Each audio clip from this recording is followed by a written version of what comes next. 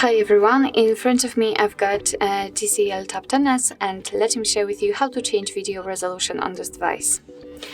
So first of all, let's open the camera app, and since we are in the standard photo mode, auto mode, we have to switch to the video one, which is at the, above the auto mode. So just switch it, and since you can see that the video is highlighted with this yellowish color, what's more, you can see the red dot inside the shutter button. It means that for sure you're on the video mode. So now we have to enter the settings, which are in the left lower corner.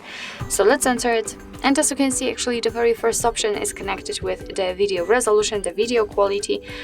So let's enter, and we've got only two different options. So we've got 1080p with a 16:9 ratio with 30 frames per second, and this option is currently applied.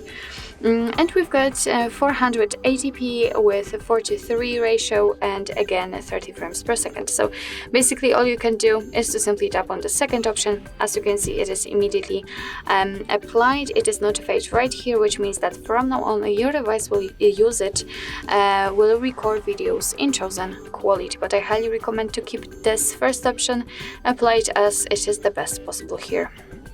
So actually, just as I said, this is how to change video resolution in your TCL Tab 10s.